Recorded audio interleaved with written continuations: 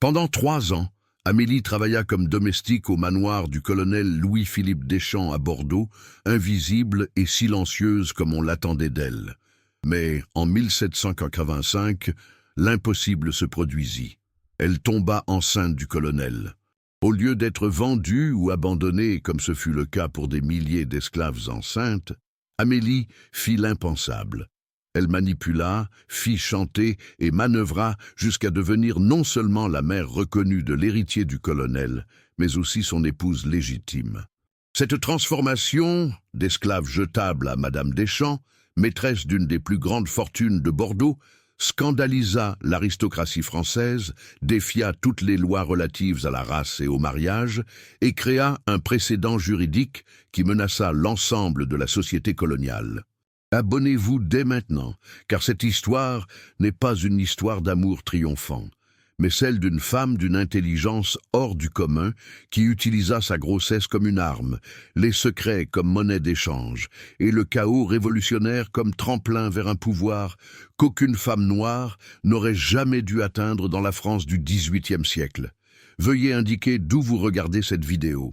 Il s'agit d'une histoire basée sur des documents réels, relatant un mariage qui, en théorie, n'aurait pas dû avoir lieu, mais qui a pourtant eu lieu, et qui a failli détruire la plus puissante famille aristocratique de Bordeaux.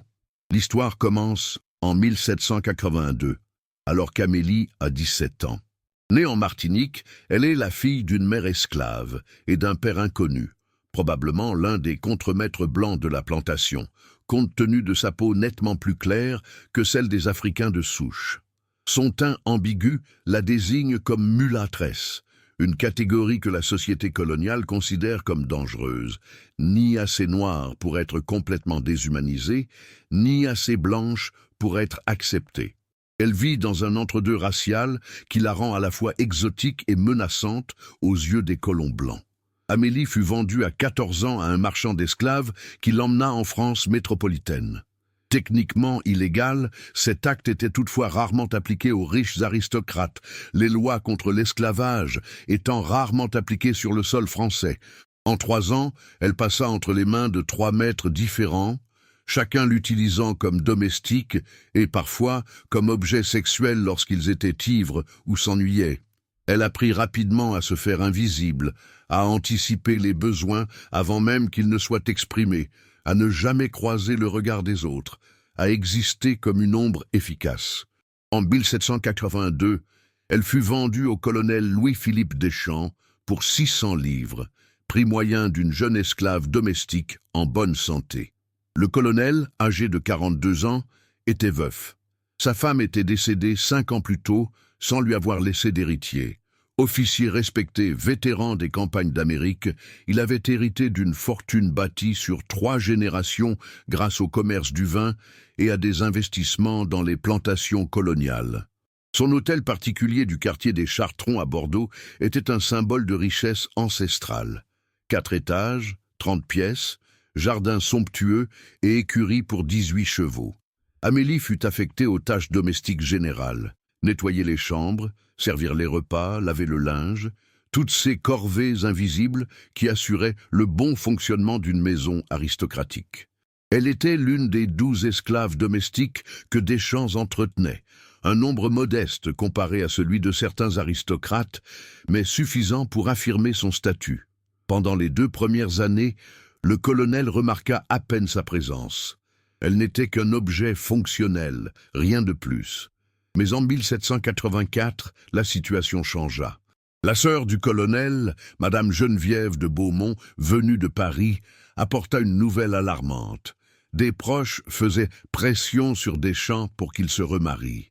Il avait 44 ans et aucun héritier. S'il mourait sans descendance légitime, sa fortune serait partagée entre des neveux qu'il méprisait. « Louis-Philippe, insista sa sœur, il te faut un héritier. Et pour cela, il te faut une épouse. » Mais Deschamps avait un problème. Il trouvait les femmes de son milieu insupportables. Une épouse aristocrate impliquait une famille envahissante, des attentes sociales complexes et des demandes constantes d'attention. Son premier mariage avait été un désastre précisément pour ces raisons. Il ne voulait pas revivre cette expérience. C'est durant cette période de pression familiale croissante que Deschamps remarqua véritablement Amélie pour la première fois. Elle servait le dîner, se déplaçant silencieusement autour de la table, et il l'observa vraiment pour la première fois. Elle avait 19 ans, des traits délicats qui mêlaient l'Afrique et l'Europe d'une manière que la société considérait comme exotique, et surtout cette invisibilité parfaitement maîtrisée que développaient les femmes esclaves. Ce soir-là, Deschamps la fit venir dans ses appartements privés. Amélie s'y rendit, le cœur battant la chamade. Elle savait ce que signifiait généralement une telle convocation. Et elle avait raison. Le colonel avait abusé d'elle sexuellement, sans violence particulière, certes, mais sans aucun égard pour son consentement. Elle était sa propriété, le consentement n'avait aucune valeur à ses yeux. Mais un événement inhabituel se produisit ensuite. Au lieu de simplement la renvoyer, Deschamps lui adressa la parole. Il lui demanda son nom, une première en 2 ans. Il lui demanda d'où elle venait, son âge, si elle savait lire. Amélie, abasourdie et encore sous le choc de l'agression qu'elle venait de subir, répondit par monosyllabes. « Tu es intelligent », remarqua Deschamps. « Je le vois dans tes yeux, plus intelligent que la plupart des esclaves que j'ai possédés. » Amélie n'a pas répondu. Il n'y avait pas de réponse appropriée à un tel commentaire. « Il sera de retour demain soir », a-t-il dit. Ce n'était pas une question. Et le lendemain soir aussi, ça deviendra une habitude. Et il en fut ainsi. Pendant 6 mois, de 1784 à 1785, Amélie était convoquée dans les appartements du colonel 3 ou 4 soirs par semaine. Le scénario était toujours le même. Il abusait d'elle sexuellement, puis s'entretenait avec elle pendant 1 heure, parfois 2. Il parlait de politique, de ses frustrations familiales, de la solitude liée à sa fonction. Et peu à peu, il commença à lui demander son avis. Amélie comprit rapidement qu'elle se trouvait dans une situation à la fois extrêmement dangereuse et potentiellement opportuniste. Si le colonel recherchait non seulement un réconfort sexuel mais aussi une compagnie intellectuelle, une opportunité s'offrait à elle, certes infime mais bien réelle. Elle commença à répondre à ces questions avec plus de profondeur, révélant une intelligence qu'elle dissimulait habituellement.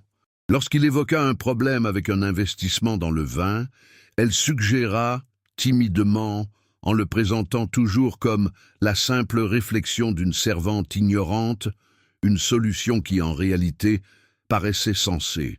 Lorsqu'il se plaignit d'un directeur malhonnête, elle remarqua nonchalamment, comme si elle n'y réfléchissait même pas, des incohérences qu'elle avait relevées dans des documents consultés lors du nettoyage de son bureau. Le colonel commença à accorder de l'importance à ces conversations. Il se mit à solliciter activement l'avis d'Amélie. Et surtout, il commença à la considérer non plus comme un objet, mais comme une personne, imparfaite, limitée par son éducation et sa position, certes, mais une personne tout de même. En mars 1785, Amélie s'est rendue compte qu'elle était enceinte. Elle sut immédiatement qu'elle se trouvait à un tournant décisif. La grossesse d'une esclave, fruit de son union avec son maître, se terminait généralement de 3 manières. L'avortement forcé, la vente de l'esclave enceinte à une plantation lointaine où l'enfant naîtrait et mourrait probablement dans l'anonymat, ou, plus rarement, l'enfant naîtrait esclave et pourrait être affranchi au gré du maître. Aucune de ces options n'offrait à Amélie ce qu'elle osait désormais désirer pour la première fois de sa vie, une liberté véritable et une sécurité durable. Elle a donc pris un risque insoutenable. Elle a attendu d'être absolument certaine de sa grossesse, 3 mois, lorsque son ventre a commencé à se deviner discrètement sous ses vêtements. Puis, lors d'une de ses séances nocturnes avec Deschamps, elle lui a tout raconté. « Monsieur le colonel, commença-t-elle d'une voix basse mais ferme, je suis enceinte. L'enfant est de vous. » Deschamps resta immobile. « Vous êtes sûr ? 3 mois, c'est certain, monsieur. Il n'y a personne d'autre qui puisse être le père. Vous le savez. » Un silence pesant s'installa dans la pièce. Amélie voyait Deschamps calculer, peser le pour et le contre. Finalement, il dit « Vous voulez que je... Quoi ? Que je paie pour un avortement ? Non, monsieur. Amélie prit une profonde inspiration, se préparant à affronter le plus grand risque de sa vie. « Je veux que vous reconnaissiez l'enfant, comme le vôtre, comme votre héritier légitime. » Deschamps rit non pas d'un rire amusé, mais d'incrédulité. Impossible. L'enfant d'un esclave ne peut être un héritier légitime. La loi est claire. La loi, dit Amélie avec précaution, a une certaine flexibilité, surtout pour les hommes de votre position et de vos ressources. Explique. Amélie expliqua alors le plan qu'elle élaborait depuis qu'elle avait confirmé sa grossesse. Complexe, il comportait plusieurs étapes et reposait sur la volonté de Deschamps de défier les conventions sociales de manière scandaleuse. Mais il était possible. Premièrement, Deschamps libérerait immédiatement Amélie, lui accordant le statut légal de femme de couleur libre. Cela la soustrairait à la catégorie de propriété.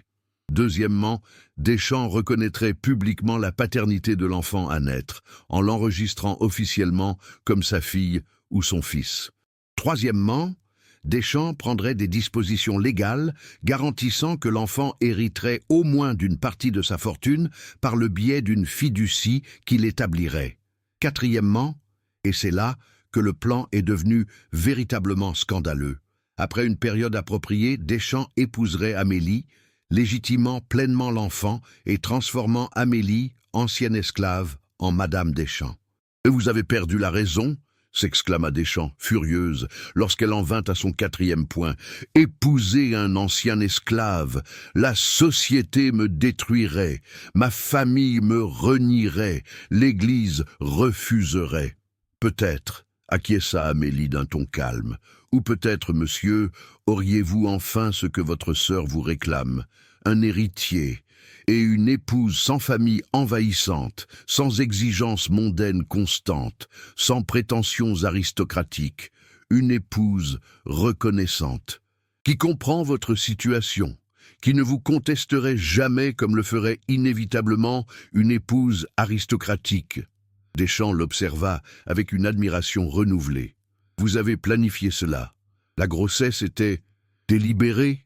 Ce n'était pas intentionnel, » répondit honnêtement Amélie. « Mais quand c'est arrivé, j'ai saisi l'occasion. Je suis à votre service depuis 3 ans, monsieur. J'ai appris à reconnaître les occasions qui se présentent. Car les occasions pour les gens comme moi sont rares. Celle-ci sera peut-être la seule que j'aurai. Et si je refuse? Et si je vous vends tout simplement cette plantation isolée où vous et l'enfant disparaîtrez ?» Amélie risqua tout en répondant. « Je pourrais. Mais je perdrais alors non seulement un héritier potentiel, mais aussi la compagnie, des conversations auxquelles je crois je tiens beaucoup. Et il y a toujours un risque, ajouta-t-elle très doucement, qu'une esclave vendue sous le coup de la colère révèle des secrets appris durant 3 années d'intimité avec son maître. Des secrets sur des transactions douteuses, sur une correspondance privée, sur des faiblesses que la société adorerait exploiter. C'était du chantage, voilé, mais indéniable. Deschamps aurait dû la corriger pour une telle insolence. Il aurait dû la vendre sur le champ, ou pire. Mais au lieu de cela, après un long silence, il se mit à rire. Non pas un rire de colère, mais d'une admiration contrite. « Vous êtes plus audacieuse que la plupart des officiers que j'ai commandés, » dit-il finalement, « et plus intelligente. Très bien, nous allons négocier. Je ne vous promets pas le mariage, ce serait trop demandé. Mais je vous libérerai. Je reconnaîtrai l'enfant. Je prendrai des dispositions financières. Et nous verrons ce qui se passera ensuite. » C'était moins qu'Amélie ne le souhaitait, mais plus qu'elle n'avait raisonnablement espéré obtenir pour sa première demande. « Merci, monsieur. Ne me remerciez pas encore, » prévint Deschamps. « Le chemin à parcourir sera difficile, la société sera impitoyable, la famille sera hostile, l'Église sera scandalisée. Vous pourriez finir par souhaiter que je vous ai simplement vendu. »« J'en doute, monsieur, » répondit doucement Amélie. « J'ai déjà été une propriété. Tout ce qui est mieux que ça vaut bien tous les efforts. » Les mois suivants furent tumultueux. Deschamps remplit la première partie de l'accord.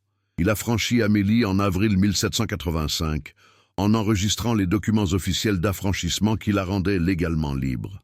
Elle n'était plus Amélie, esclave du colonel Deschamps, mais Amélie Liberté, un nom de famille courant chez les esclaves affranchis qui choisissaient des symboles de leur nouveau statut. La réaction au sein de la maisonnée fut immédiate et diverse. Les 11 autres esclaves domestiques voyaient Amélie avec un mélange d'envie, d'espoir et de ressentiment. Envie, car elle avait échappé à l'esclavage qui les retenait encore captifs. Espoir, car peut-être son ascension leur ouvrirait-elle des perspectives. Ressentiment, car elle jouissait désormais d'un statut supérieur, tandis qu'elle restait des propriétés.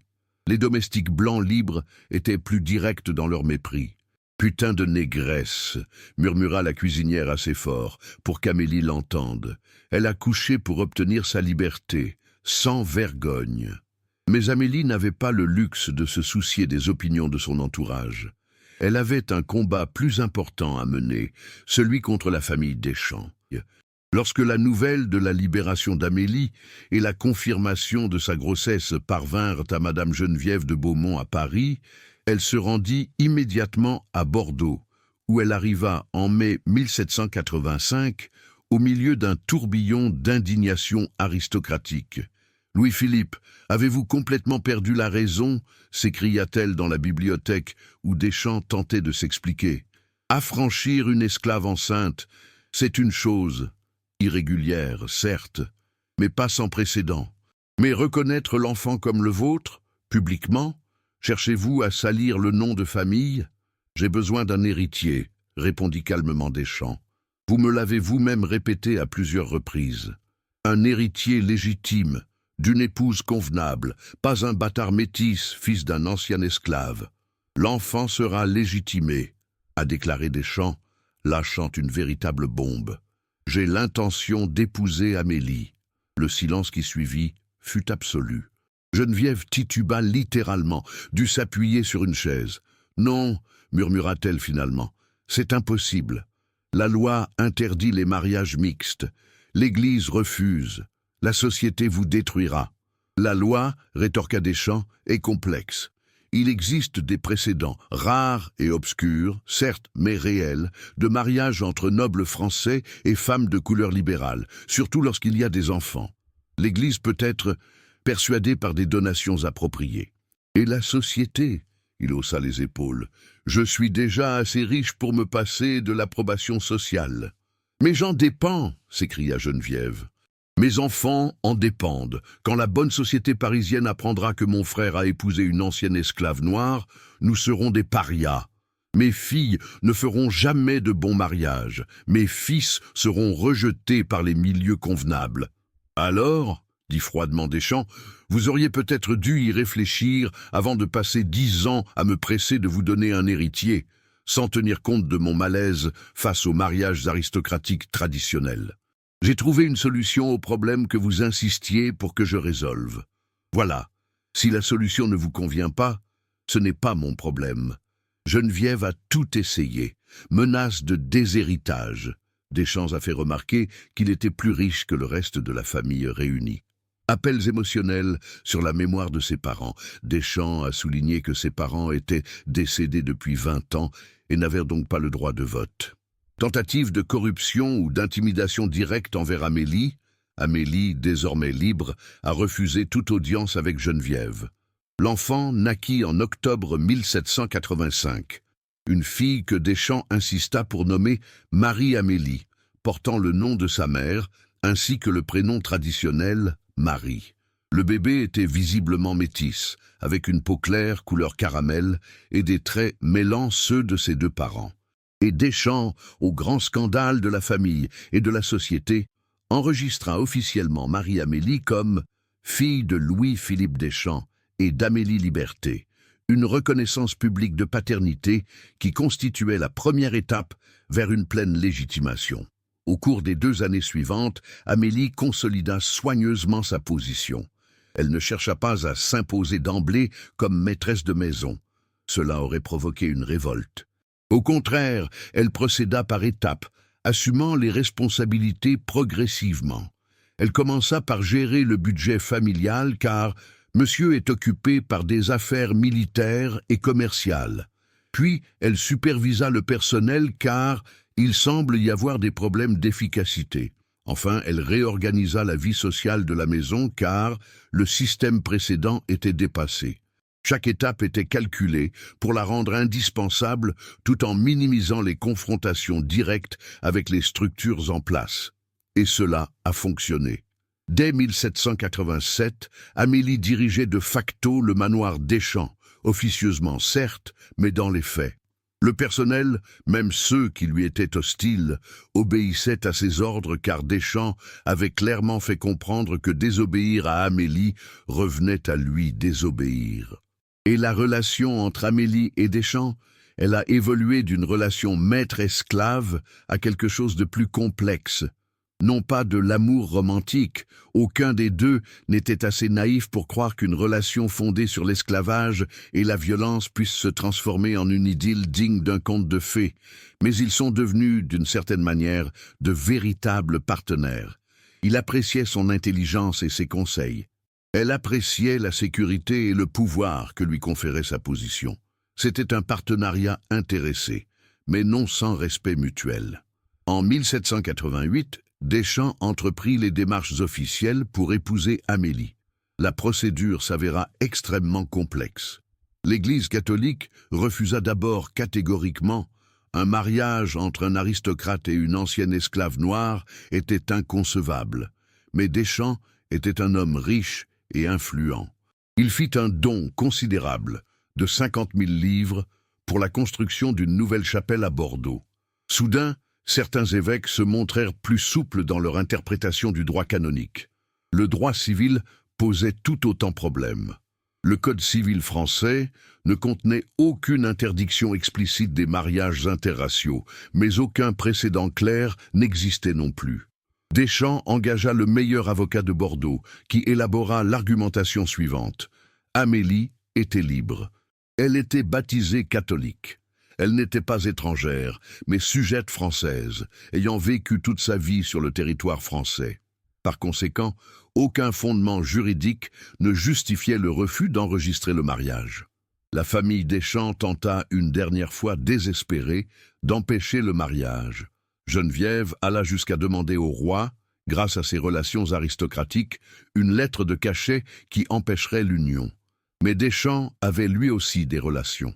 Et surtout, il possédait ce que la couronne désirait. Il proposa de prêter 200 000 livres au Trésor royal, sachant qu'il ne serait probablement jamais remboursé, en échange de l'autorisation de célébrer le mariage sans entrave.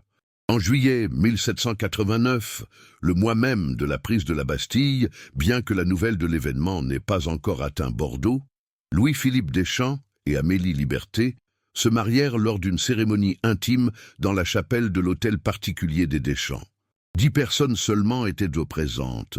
Les époux, le prêtre que Deschamps avait généreusement rémunéré pour officier, la petite Marie-Amélie, âgée de 3 ans, 2 avocats comme témoins et quelques-uns des plus fidèles domestiques. Geneviève de Beaumont n'y assista pas. Elle ne reparla plus jamais à son frère. C'est ainsi qu'Amélie, née esclave en Martinique, vendue comme propriété à plusieurs reprises, violée par de multiples maîtres, dont celui qu'elle allait épouser, devint Madame Louis-Philippe Deschamps, propriétaire de l'une des plus importantes fortunes de Bordeaux. Le scandale fut immédiat et retentissant. La haute société bordelaise s'enflamma de rumeurs. Les aristocrates refusèrent les invitations à l'hôtel particulier des Deschamps. L'Église avait officiellement uni le couple par les liens du mariage, mais de nombreux prêtres dénoncèrent cette union comme une abomination. Des pamphlets circulèrent, certains affirmant que Deschamps était fou, d'autres qu'Amélie était une sorcière qui l'avait ensorcelé, d'autres encore qu'il s'agissait d'un complot visant à souiller le sang de l'aristocratie française. Mais alors, un événement extraordinaire se produisit. La Révolution française éclata. En août 1789 fut promulguée la Déclaration des droits de l'homme et du citoyen. En septembre, les aristocrates perdirent leurs privilèges. L'année 1790 marqua une restructuration radicale de toute la société française. Et soudain, le mariage de Deschamps avec une ancienne esclave paraissait moins choquant. Non pas que la société fût devenue plus tolérante, mais parce que des scandales bien plus graves accaparaient l'attention. Des aristocrates guillotinés, un roi emprisonné, des colonies en rébellion. Un mariage interracial à Bordeaux semblait presque pittoresque en comparaison. Plus important encore, les idéaux révolutionnaires, égalité, fraternité, créèrent un climat où s'attaquer au mariage de Deschamps était devenu politiquement risqué. Affirmer qu'Amélie ne pouvait épouser un aristocrate blanc en raison de sa race revenait précisément à dénoncer la hiérarchie aristocratique que les révolutionnaires prétendaient abolir. Amélie, faisant preuve de la finesse politique qui l'avait menée si loin, adopta la rhétorique révolutionnaire. Elle fit des dons au club jacobin. Elle commença à s'habiller dans un style républicain sobre, abandonnant l'opulence aristocratique. Elle soutint publiquement l'abolition des privilèges aristocratiques. En somme, elle se présentait comme un exemple de méritocratie révolutionnaire, une femme qui avait réussi grâce à son intelligence et à son travail acharné, et non grâce à sa naissance. Cela fonctionna. En 1792, Deschamps n'était plus perçu comme un aristocrate ayant transgressé les normes raciales, mais comme un citoyen progressiste ayant embrassé les idéaux révolutionnaires. Amélie, quant à elle, n'était plus vue comme une ancienne esclave ayant conquis un aristocrate, mais comme l'exemple même de la femme républicaine vertueuse. Mais il y avait un prix à payer. La Révolution était dangereuse pour quiconque possédait une fortune, aussi progressiste fût-il. En 1793, pendant la Terreur, Deschamps fut brièvement emprisonné, soupçonné de sympathie monarchiste. Il ne fut libéré qu'après qu'Amélie, désormais Madame Deschamps, jouissant de tous ses droits, eut témoigné devant un comité révolutionnaire de l'engagement républicain de son mari et fait un don patriotique considérable de 100 000 livres au gouvernement révolutionnaire. L'ironie était savoureuse. Amélie, une ancienne esclave, sauvait un aristocrate de la terreur révolutionnaire qui était censé avoir libéré les gens comme elle. Deschamps survécut à la terreur. Napoléon accéda au pouvoir en 1799, instaurant la stabilité. Et peu à peu, durant la première décennie du XIXe siècle, la société française s'adapta à cette nouvelle réalité où les Deschamps, Louis-Philippe et Amélie, formaient un couple respectable, quoique peu conventionnel. Marie-Amélie grandit comme la fille légitime et l'héritière des Deschamps. Elle reçut une éducation exceptionnelle, parlait 4 langues et jouait magnifiquement du piano. En 1805, à l'âge de 20 ans, elle épousa un riche marchand. Non pas un aristocrate, ceux-ci refusaient encore toute association avec des familles métisses, mais un bourgeois prospère qui accordait plus d'importance à une dot conséquente qu'à la couleur de peau. Deschamps mourut en 1812, à l'âge de 72 ans. Son testament léguait l'ensemble de ses biens, estimés à plus de 800 000 francs, à parts égales entre Amélie et Marie-Amélie. La famille Deschamps tenta de contester le testament, arguant que son mariage avec Amélie était invalide et que, par conséquent, l'héritage devait revenir aux parents par le sang. Les tribunaux napoléoniens, désormais éloignés de l'ancien ordre aristocratique, rejetèrent la contestation. Le mariage était légal au moment de sa célébration, le restait, et Amélie était une veuve légitime, jouissant de tous ses droits. Madame Amélie Deschamps vécut encore 21 ans, jusqu'en 1833 et mourut à l'âge de 68 ans. Durant ces 2 décennies de riche veuve, elle accomplit un acte extraordinaire. Elle utilisa sa fortune pour racheter la liberté d'esclaves. Non pas comme abolitionniste déclarée, cela aurait été politiquement dangereux, mais discrètement, par l'intermédiaire d'intermédiaires, elle acheta et affranchit plus de 200 esclaves des colonies françaises. À sa mort, son testament révéla cet engagement. Il contenait des lettres expliquant ses motivations. « J'ai été esclave pendant 15 ans. Je suis devenue maîtresse pendant 27 ans. La différence ne résidait pas dans un mérite personnel, mais dans une chance extraordinaire et une volonté d'entreprendre des choses que d'autres femmes dans ma situation n'auraient pas faites. Je ne peux pas libérer tout le monde, mais je peux en libérer certains.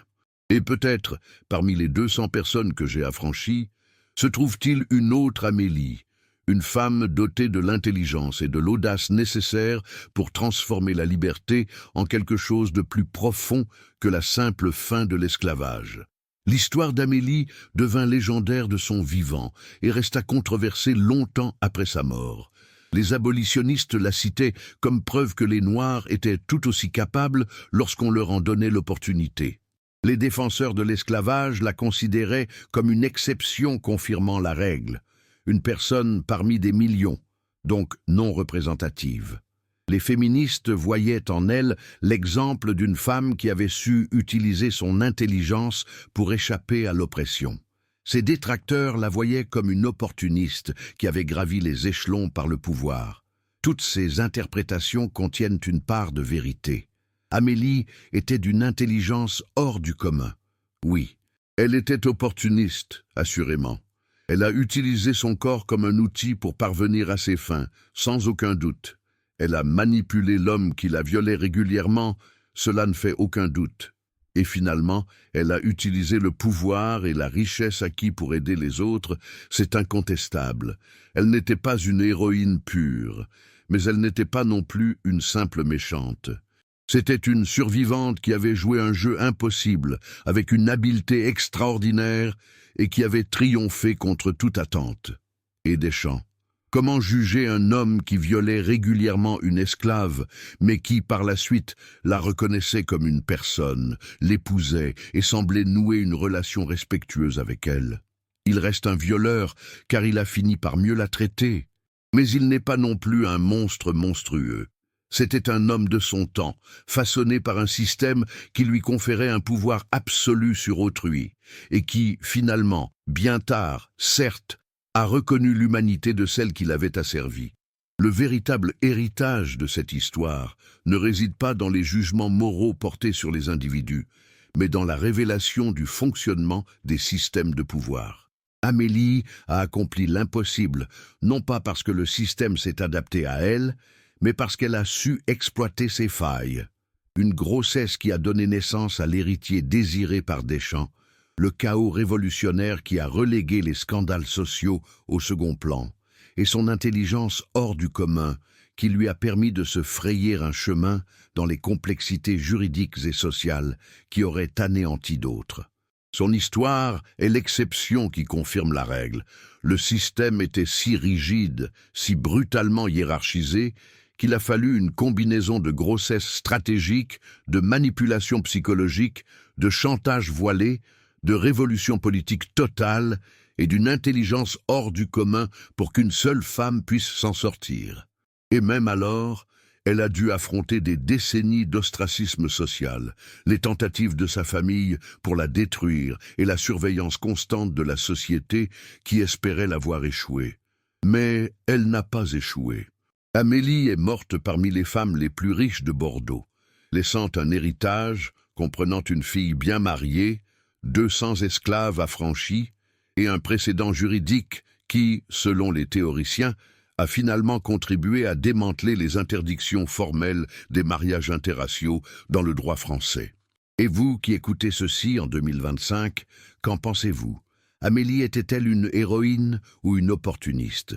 Une victime ou une manipulatrice? Pourrait-elle être les deux à la fois? Et Deschamps était-il un méchant transformé ou un agresseur qui est simplement passé de victime à partenaire? Ces catégories permettent-elles de saisir la complexité des relations qui se nouent dans un contexte de pouvoir absolu? Partagez vos impressions. Ce récit se refuse à tout jugement simpliste, car la réalité est bien plus complexe que ne le laissent entendre les récits convenus. Inscrivez-vous pour recevoir davantage de récits issus des archives françaises, des histoires où l'impossible devient possible, où des personnes transforment l'oppression en opportunité, où l'histoire prend des tournants inattendus. Voici l'histoire d'Amélie, l'esclave devenue Madame Deschamps. Une histoire de grossesse stratégique, de manipulation brillante, d'opportunisme parfait et d'audace qui a défié tout le système colonial français. Une histoire qui a failli anéantir une famille aristocratique et créer un précédent qui a résonné pendant des générations. Et cette histoire demeure, 2 siècles plus tard, comme un témoignage du fait que les systèmes d'oppression, aussi totaux qu'ils puissent paraître, comportent toujours des failles, et que des personnes extraordinairement déterminées trouvent parfois le moyen d'exploiter ces failles pour échapper à l'impossible.